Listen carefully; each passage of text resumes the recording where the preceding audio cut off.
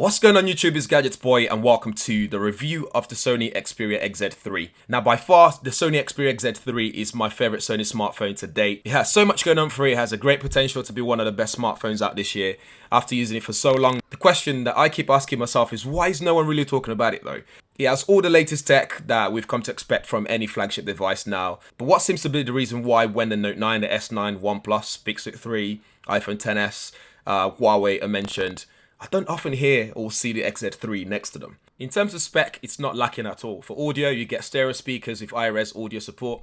You have the latest Snapdragon 845 chipset in there. The first OLED Sony screen on a smartphone. You got 4 gigs of RAM, 64 gig of internal storage with up to 512 gig of microSD card support. You have 3,300 mAh battery, IP68 water and dust resistant, Gorilla Glass 5 front and back, wireless charging, 19 megapixel f2.0 main camera, 960 frames per second super slow-mo. The list just goes on. And I'm sure by now you'd agree that on paper, the XZ3 is definitely a contender. But still, why isn't it on top of the list right now? Unlike Huawei or even Samsung and the rest alike, the XZ3 doesn't pack any gimmick. Okay, maybe 3D scanning and that, I've never used it since day one. But besides that, it's a phone that's beautifully designed, especially in this colorway that we've got here. It's built with the user in mind, and when I say built with the user in mind, it's easy to use with one hand, for example, and it has a couple of software tricks there as well. A bit more about the design. It's available in black, white, silver, forest green, and the one in hand here, the Bordeaux red. It's weighted nicely so it feels solid with a strong metal frame. It's curved so you can easily wrap your palms around it, and it sits comfortably in hand whether held in portrait or landscape mode. Its curves also helps create an illusion that it's slimmer than it actually is, which is clever. If I have any issues with it at all, it would be the fingerprint sensor placement on the back. It's placed too low for use. I try not to mention the lack of 3.5mm headphone jack on phones lately because it's become just a normal thing now. We're used to it. But with this one, it doesn't have one, but you do get a dongle in the box ready to go. For the XZ3 though, I think its biggest standout feature is its display. It's my favorite display on any smartphone I've tested this year so far. It has a 6-inch 1440 by 2880 OLED screen, and just in case you've been living under a rock for the last however many years, Sony aren't new to this at all. They have award-winning OLED TVs already, and I just can't wait to see them do the same in other aspects of the business in terms of the smartphone, so maybe like bringing some of that camera technology over. Anyway, I digress. If I was to put the XZ3 display in front of a non-techie person, I believe they would be able to look at it and describe it as if they were doing a review themselves. I think they would use the words like deep blacks, vibrant colors, and put your favorite music video on there, for example, and even in 1080p HDR, it looks amazing. You'd be wowed by the quality and how just great it looks.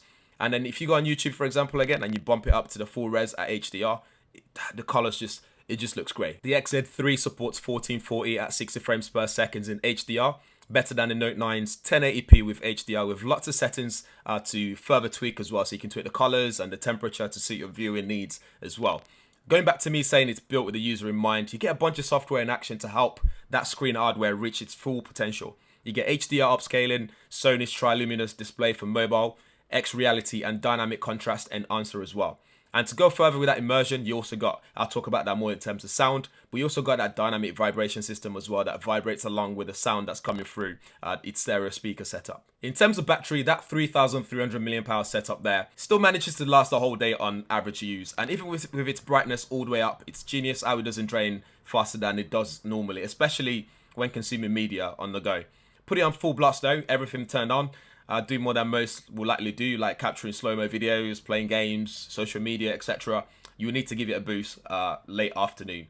On the bright side, it has wireless charging, so you can keep it topped up throughout the day at your desk if you're like me. Onto camera.